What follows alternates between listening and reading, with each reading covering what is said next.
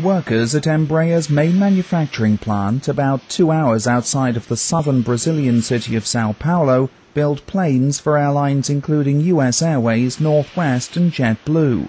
Embraer is the world leader in sales of small commercial jets of up to 120 seats. We're here to announce a tremendous economic opportunity. At a gathering in Florida recently, Florida Governor Charlie Crist announced Embraer will now invest an estimated $50 million building its first factory in the United States. They've got courage. In order to be a leader, you have to have courage. Courage may explain Embraer's decision to open a U.S. plant at a moment when the American economy faces tough times, with millions of manufacturing jobs lost since 2000, 46,000 in April alone. Embraer's president and CEO, Frederico Corrado, says he views the investment as a bet on America's future. We do not see the current crisis in the United States, as a long-term one.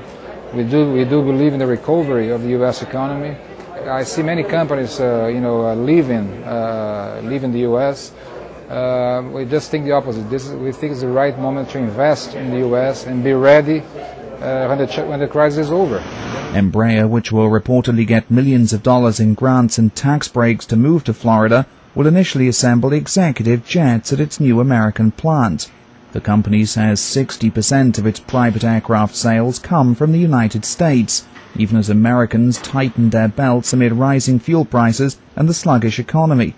U.S. aircraft manufacturers report growing demand abroad, in countries such as China and India.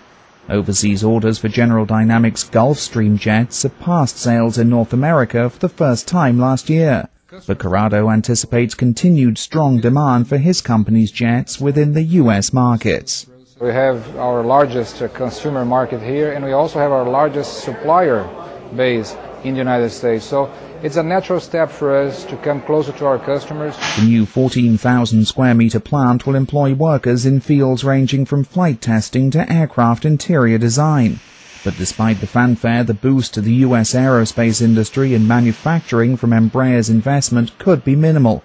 The company is expected to create 200 jobs in Florida by 2011, a fraction of the thousands of aerospace jobs expected to be lost in the state when the U.S. space agency NASA ends its space shuttle flights in 2010.